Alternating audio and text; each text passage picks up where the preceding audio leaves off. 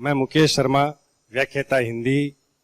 पदस्थापन स्थान है मेरा राव मावी डाडरिया बनी रोहतान चूरू। चूरू अभी जस्ट ही पहुंचा हूं मैं 1 महीने में। पहले डूंगरगढ़ भी थी मेरी सर्विस। और मैं इतना जो आज मैं यहाँ आया हूं तो मेरे जो एक्सपीरियंस जो भी है, मेरे जीवन का जो संघर्ष है, मैं आपको बताऊंगा। ध्यान से आप सुनेंगे, क्योंकि यूट्यूब पर देखते वो अलग चीज है, यहाँ प्रैक्टिकल अलग चीज होती है। तो मैं तैयारी जैसे ही कर रहा था तो हर बार मेरा सिलेक्शन नहीं होता था। 2011, 2012 की भर्ती, 13, फिर जितनी भी आई मैं हार मानता गया। फिर मुझे किसी ने कहा चूरू में कि घनश्याम जी पारिक है झुंझुनू। जब मैं नाम ही सुनता था तो ना जैसे ही नाम सुनता था मुझे होता था कि सर के पास कभी जाए। फिर मैं यहाँ आया कोचिंग में, सर के पास, सर से मिला। तो सर से जैसे ही मैं मिला, मैं मेरे मन की बात बता रहा हूं, तो सर ने जो जवाब दिया उस समय मैंने देख लिया कि मेरा सिलेक्शन यहाँ हो जाएगा।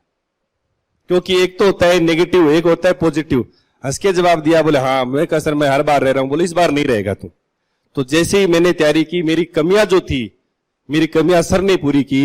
चाहे हिंदी साहित्य का इतिहास हो, चाहे पाश्चात्य काव्य शास्त्र हो, चाहे स्कूल प्रबंधन हो, सर ने पढ़ाया स्कूल प्रबंधन। मेरे 15 में से 15% सही हुए थे, सर का पढ़ाया हुआ। तो मैं आज भी सर को योगदान देता हूं। स्कूल प्रबंधन के 15% आते थे, 15 में से 15 सही हुए मेरे। और हिंदी का पेपर तो शानदार जाना ही था।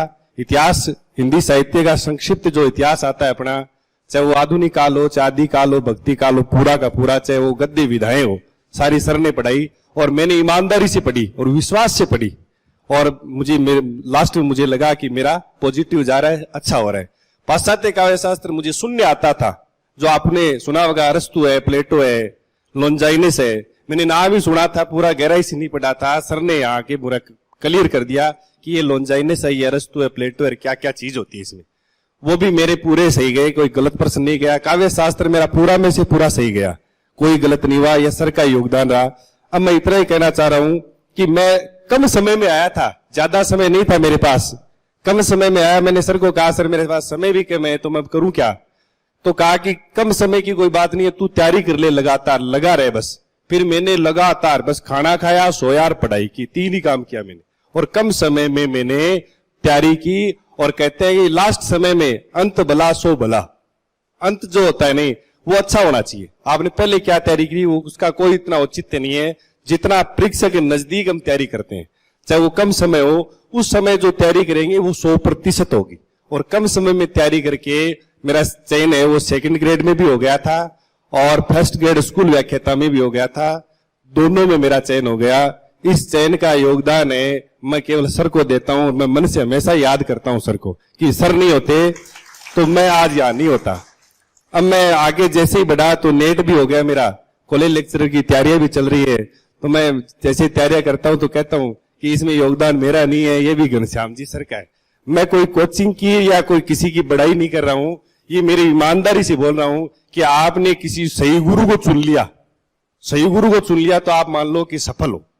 अगर आपने सही का चयन नहीं किया तो आप कितना ही पढ़ लेना, कोई सफलता मिलेगी तो वही वो अलग चीज है, लेकिन इतना वो नहीं होगा, कॉन्फिडेंस नहीं आएगा। तो सही गुरु का आपने चुनाव सही कर लिया है, ये मैं आपको सही कहता हूं।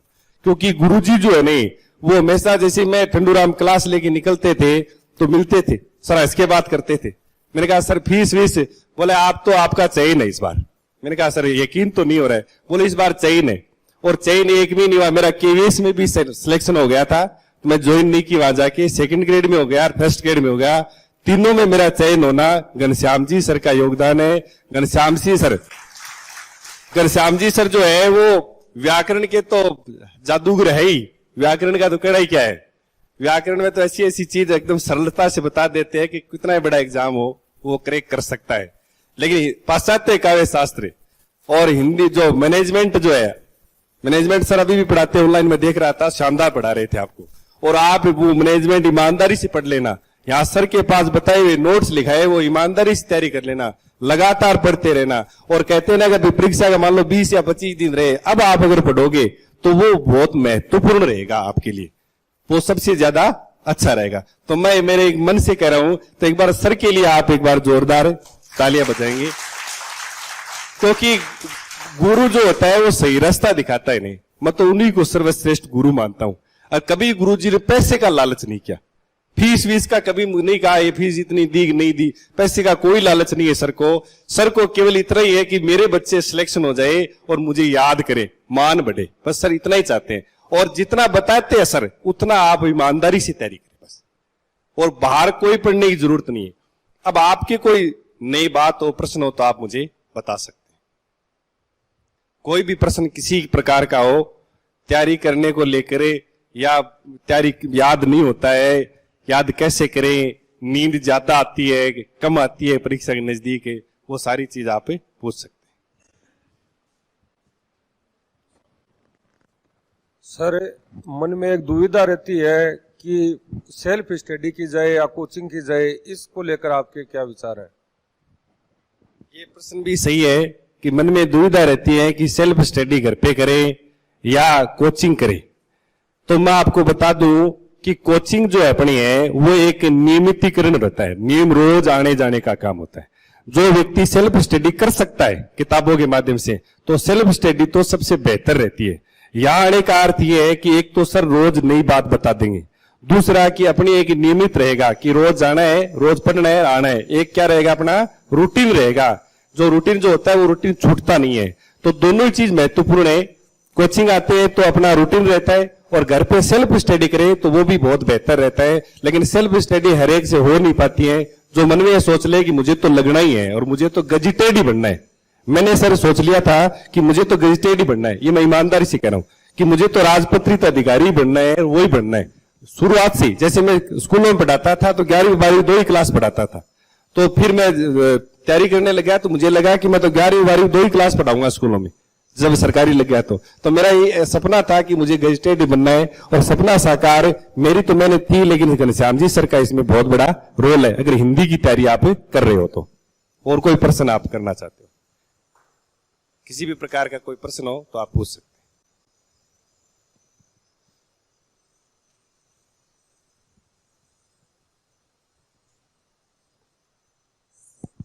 सर ये आधुनिक काल में रचनाएं बहुत ज्यादा है, जिनको याद करने में और थोड़ा भूल जाते हैं, ऐसा कुछ समस्या होती है? इन्होंने प्रश्न बहुत अच्छा किया है कि आधुनिक जो काव्य रचनाएं, चाहे आप संस्मरण ले लो, कहानी ले लो, उपन्यास ले लो, रेखा चित्र ले लो, तो इसमें आप, मैं तो जैसे पढ़ता था, एक तो सर बता देते कि ये महत्वपूर्ण है, केदारनाथ अग्रवाल है, केदारनाथ सिंह है, ऐसे नाम बता देते। और फिर पढ़ते पढ़ते मुझे भी एक्सपीरियंस हो गया था कि ये कवि या लेखक ज्यादा पूछते हैं, इनकी रचनाएं ज्यादा पूछी जाती है, सारी याद नहीं हो पाती अपने। ये है कि पूरा ग्रंथ भरा ही पड़ा है, लेकिन इंपोर्टेड का अपना पता चल जाता है। निराला है, पंत है, ये सारे आगे हैं, दिनकर है, महादेव वर्मा है, प्रेमचंद है, इनके प्रश्न तो आते आते हैं। तो महत्वपूर्ण का हमें पढ़ते पढ़ते पता चलेगा अनुभव से। और यह अनुभव किसी को नहीं है, पहली बार ही आ रहे हैं तो सर बता देते हैं कि ये इस पर जोर दीजिए, लेकिन अपने को कई बार विश्वास नहीं होता है कि हो सकता है कि दूसरा भी आ सकता है, लेकिन विश्वास करना पड़ेगा। अगर नए है तो पुराने जो लगातार तैयारी करें उनको पता चल जाता है कि ये कवि या लेखक आएंगे। जैसे मैं आया था तो मुझे भी पता नहीं था, मैंने टंडूराम से संपर्क किया तो इनको सारी कविता याद रहती थी। मैं इनके पास बैठता था तो मैंने कहा ये कविता बोलिए, ये है, इसके लेखक बोलिए, इसके लेखक ये। फिर मैंने सोचा इसको तो खूब सारे याद है। फिर मैं इनके संपर्क में रहा, तो मेरे मित्र जो टंडूराम इनके संपर्क में रहा, तो मेरी भी वैसी ही स्थिति होगी। फिर जो भी काव्य रचना, कहानियां, उपन्यास बोलते थे उसमें बता देता था। तो इंपोर्टेड जो है वो उनको ज्यादा अहमियत दो, बाकी पढ़ो सारा, लेकिन इंपोर्टेड जो कवि या लेखक है उसको ज्यादा आप पढ़िए, अच्छा पढ़िए। उनकी क्रम से जो रचनाएं होती है वो भी आप अच्छी तरीके याद करिए। 2 फायदा है, एक तो नेट भी क्लियर हो जाएगी, एक आपका जो कंपटीशन एग्जाम है वो भी आपका क्लियर हो जाएगा, लेक्चर या सेकंड ग्रेड भी आप बन जाओगे। ठीक है, और कोई बात आप पूछना चाहते हो, कोई डाउट है तो आप पूछ सकते। हाँ, फर्स्ट पेपर के बारे में बहुत महत्वपूर्ण बात बताइए। देखो, मैं तो फर्स्ट पेपर है, फर्स्ट पेपर में एक तो मैनेजमेंट जो होता है, स्कूल प्रबंधन सर करवाते हैं, सर का ही पढ़ा मैंने, ईमानदारी से बता रहा हूं मैं कि मैं, देखो यहां बात बताना इसका मतलब ये है कि आपके समय और आपकी जो ईमानदारी का जो है वो महत्वपूर्ण है, आपका समय महत्वपूर्ण है। जो मैं यहां बता रहा हूं, आपको मैं गुमराह करूंगा तो आप मुझसे बुरा कोई नहीं होगा। मैं जो अच्छी बात बता रहा हूं वो सही बात बता रहा हूं, या जो खड़ा हुआ वो सही बात बताएगा। कि मैनेजमेंट में मैंने कोई किताब नहीं पढ़ी सर के अलावा, क्योंकि मुझे पता ही नहीं था मैनेजमेंट होता क्या है। सर ने पढ़ा, पकड़ा, अंगुली पकड़ा के बताया कि ऐसे ऐसे चलना है, मैंने चलना सीख लिया। मैनेजमेंट पूरा रजिस्टर मैंने वही पढ़ा, और मैनेजमेंट में मेरे 15 में से 15 प्रश्न सही हुए थे। अब देख लो, सर का योगदान है, सर ने जो पढ़ा रहे हैं वो आप पढ़ ले। दूसरी बात, हिंदी और इंग्लिश मैंने छोड़ दी थी, तैयारी करने का तरीका देखो, इंग्लिश मैंने छोड़ दी और गणित मैंने छोड़ दी, मुझे नहीं आ रही थी, मैंने छोड़ दी। मैंने कहा भाई सारा ही थोड़ी है अपना ठेका ले रखा है, अपने जो सब्जेक्ट है वो ही पढ़ते। तो इंग्लिश और गणित मैंने सर छोड़ दी थी बिल्कुल भी, और जो मुझे नहीं आ रहा था गणित मैंने छोड़ दी, इंग्लिश छोड़ दी, 2 हो गए। फिर मैं यहां से जैसे ही चूरू गया, लास्ट में मुझे 10 दिन बचे थे, तो मेरे एक सर मिले थे इंग्लिश के, जैसे घनश्याम जी सर वैसे ही मिल गए। बोले तैयारी कर रहा है? हाँ, मुझे तो इंग्लिश नहीं आ रही, इंग्लिश छोड़ दी। बोल नहीं, तू मेरे पास 5 दिन आ।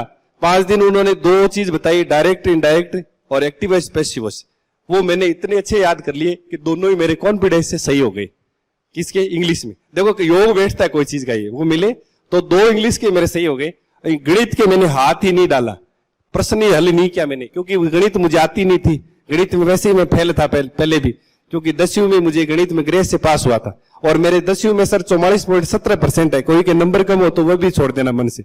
44.17% 3rd डिवीजन से पास हुआ था बाई ग्रेस गणित में, और आज लेक्चरर हूं। इसका मतलब ये है, मैं ये नहीं कह रहा हूं कि मैं सब कुछ कर सकता हूं, आपके भी किसी के कम नंबर है तो वो ये न सोचे कि मेरे तो 10वीं में कम है, 12वीं में कम है, वो भी कोई मायने नहीं रखता। आप अब मेहनत कर रहे हो वो महत्वपूर्ण है। सर ने बुलाया यहाँ पर, सर का बहुत बहुत धन्यवाद, आभार प्रकट करता हूं, और सर का आशीर्वाद ऐसा ही बना रहे। और आप लोग है संघर्षरत रहे, नजदीक पेपर है, अब महत्वपूर्ण है, पीछे वाला भूल जाओ आप। अब महत्वपूर्ण है, पीछे क्या कितना पढ़ा वो नहीं है। प्रश्न पूछना चाह रहे हो? हाँ, ये तो है ही। देखो ये प्रश्न सबका ही होता है, मैं सर थोड़ा सा बता देता हूँ कि याद करते हैं तो याद नहीं रहता है। तो इसका मतलब ये है कि जब हम फोन चलाते हैं ना, मोबाइल में यूट्यूब चलाते हैं, कोई भी गाना सुनते हैं तो वो याद रहता है अपने को। इसका मतलब ये है कि उसमें इंटरेस्ट नहीं है। याद कर रहे हैं तो याद जो हो रहा है उसमें इंटरेस्ट है, तब वो याद हो रहा है। और पढ़ रहे हैं तो उसमें इंटरेस्ट नहीं है, तो आप इंटरेस्ट रखिए उसमें कि मुझे जो पढ़ना है, एक लक्ष्य रखिए दिमाग में कि मुझे जो पढ़ना है वो अच्छा पढ़ना है। 2 घंटे पढ़ना है, जब याद नहीं रहता छोड़ दो, फिर 2 घंटे बाद वापस पढ़ना शुरू कर दो। तो याद नहीं रहता है तब छोड़ दो उस समय, और जब आपको लगे कि अब मुझे पढ़ना है, इंटरेस्ट रखिए, तो याद होना शुरू हो जाएगा। ये चीज ठीक है सर, धन्यवाद सर। तो एक बार फिर हमें मुकेश जी का आभार व्यक्त करते हैं। ये इतनी दूर से आए, आपको बताने के लिए आए, ये सारा है।